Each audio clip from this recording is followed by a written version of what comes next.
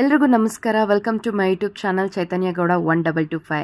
ನಿಮ್ಮೆಲ್ರಿಗೂ ಹೇಳಿದ್ದೆ ಅಲ್ವಾ ಕಾಟೇರಮ್ಮ ದೇವಸ್ಥಾನದ ಬಗ್ಗೆ ವಿಡಿಯೋ ಹಾಕ್ತೀನಿ ಅಂತ. ಈ ಸ್ಟ್ಯಾಚ್ಯೂ ನೋಡಿದ ತಕ್ಷಣ ಗೊತ್ತಾಯಿತು ಕಂಬಳಿಪುರದ ಕಾಟೇರಮ್ಮ ಅಂತ ಎಲ್ರಿಗೂ. ಯಾಕಂದರೆ ಈಗ ಟ್ರೆಂಡಿಂಗಲ್ಲಿರೋ ದೇವಸ್ಥಾನ ಇದೆ ಅಲ್ವಾ. ಹೌದು, ನಾನು ಸಹ ಈ ದೇವಸ್ಥಾನಕ್ಕೆ ಹೋಗಿದ್ದೆ. ದೇವಸ್ಥಾನ ಅಂತೂ ಸಿಕ್ಕಾಪಟ್ಟೆ ಪೀಸ್ಫುಲ್ ಆಗಿತ್ತು, ಆದರೆ ಅತಿಯಾದ ಕ್ರೌಡ್ ಕೂಡ ಇತ್ತು. ಈ ದೇವಸ್ಥಾನಕ್ಕೆ ಎಂಟ್ರೆನ್ಸಲ್ಲಿ ಈ ಸ್ಟ್ಯಾಚ್ಯೂನ ನೋಡ್ಬೋದು.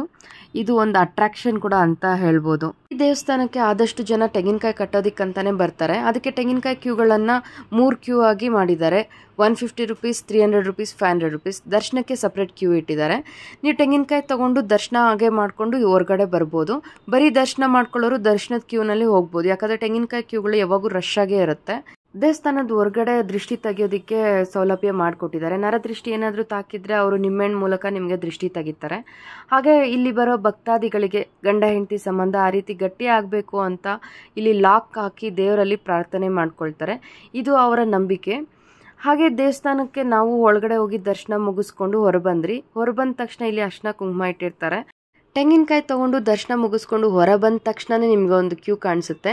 ಆ ಕ್ಯೂನಲ್ಲಿ ಹೋಗಿ ನೀವು ಯಾಕೆ ತೆಂಗಿನಕಾಯಿ ಕಟ್ತಿದ್ದೀರಿ ಅಂತ ಹೇಳಿದ್ರೆ ಅವರು ಎಷ್ಟು ಪ್ರದಕ್ಷಿಣೆ ಹಾಕಬೇಕು, ಹಾಗೆ ಯಾವ ಮಂತ್ರ ಹೇಳಿ ಪ್ರದಕ್ಷಿಣೆ ಹಾಕಬೇಕು ಅಂತ ನಿಮ್ಗೊಂದು ಚೀಟಿ ಕೊಡ್ತಾರೆ.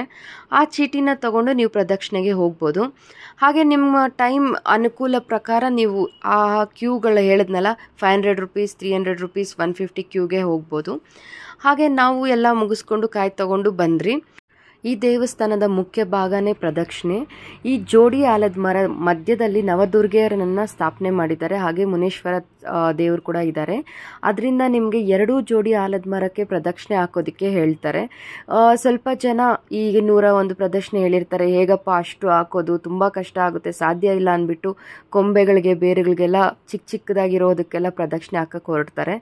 ಇದು ಏನೇ ಆದ್ರೂ ನೀವು ಜೋಡಿ ಆಲದ ಮರಕ್ಕೆ ಪ್ರದಕ್ಷಿಣೆ ಹಾಕೋದೇ ಇಲ್ಲಿ ಪ್ರಾಮುಖ್ಯತೆ ಇರೋದು. ನಾನು ಜೋಡಿ ಆಲದ ಮರಕ್ಕೆ ಪ್ರದಕ್ಷಿಣೆ ಹಾಕ್ತಾ ಇದ್ದೀನಿ. ಹಾಗೆ ನೀವು ಮನೆಯಿಂದ ತಂದು ತೆಂಗಿನಕಾಯಿ ಕಟ್ಟೋ ಹಾಗಿಲ್ಲ. ಇದು ಅವರಿಂದ ತಗೊಂಡಿರೋ ತೆಂಗಿನಕಾಯಿ ಕಟ್ಟಿದ್ರೆ ಮಾತ್ರ ಫಲ ಅಂತ ಅವರು ಹೇಳ್ತಿದ್ದಾರೆ. ಯಾಕಂದರೆ ಆ ತೆಂಗಿನಕಾಯಿಗಳನ್ನು ಹೋಮಯಾಜ್ಞ ಮಾಡಬೇಕಾದ್ರೆ ಪೂಜೆ ಮಾಡಿರ್ತೀವಿ. ನೀವು ಮನೆಯಿಂದ ತಂದು ಕಟ್ಟೋ ತೆಂಗಿನಕಾಯಿಯಿಂದ ಯಾವುದೇ ಪ್ರತಿಫಲ ಇಲ್ಲ ಅಂತ ಅವರು ಹೇಳ್ತಿದ್ದಾರೆ. ಇದೇ ರೀತಿ 9 ವಾರ ಬಂದು ಕಾಯಿ ಕಟ್ಟಿದ್ರೆ ನಿಮ್ಮ ಕಷ್ಟಗಳು ಪರಿಹಾರ ಆಗಿ ನೀವೇನು ಅಂದ್ಕೊಂಡಿದ್ದೀರೋ ಆ ಕಾರ್ಯ ಸಿದ್ಧಿಯಾಗುತ್ತೆ ಅಂತ ಹೇಳ್ತಿದ್ದಾರೆ. ನಂದು ಪ್ರದಕ್ಷಿಣೆ ಮುಗೀತು, ಈಗ ಕಾಯಿ ಕಟ್ತಾ ಇದ್ದೀನಿ. ಇಲ್ಲಿ ಕಾಯಿ ಕಟ್ಟಿ ಬೇಡ್ಕೊಳ್ಳೋ ಭಕ್ತಾದಿಗಳು ಮಂಗಳವಾರ, ಶುಕ್ರವಾರ, ಭಾನುವಾರ ಬರ್ತಾರೆ. ನಾನು ಈ ಟೆಂಪಲ್ಗೆ ಮಂಗಳವಾರ ವಿಸಿಟ್ ಮಾಡ್ತಿದ್ದೆ. ಹಾಗೆ ಬೆಳಗ್ಗೆ 5 ಗಂಟೆಗೆ ಬಂದು ಪೂಜೆ ಎಲ್ಲ ಮುಗಿಸ್ಕೊಂಡು ಮತ್ತೆ ಹೋಗಿ ನಮ್ಮ ಕೆಲಸಗಳನ್ನ ಶುರು ಮಾಡ್ಕೊಳ್ತಿದ್ರಿ. ಮುಂಜಾನೆ 5 ಗಂಟೆಗೆ ಬಂದರೂ ನಾನು ತುಂಬ ರಶ್ ನೋಡ್ತಿದ್ದೆ. ಆ ವೆಹಿಕಲ್ಸು ಎಲ್ಲ ನೋಡಿದಾಗ ಏನಪ್ಪ ಇಷ್ಟು ಜನ ಬರ್ತಿದ್ದಾರೆ ಅಂತ ಅನಿಸ್ತಿತ್ತು. ಹಾಗೆ 6:15ಗೆ ದೇವ್ರ ನೈವೇದ್ಯ ಮಾಡ್ತಾರೆ. ಅದು ಒಂದು 45 to 1 hour ಇರ್ಬೋದು.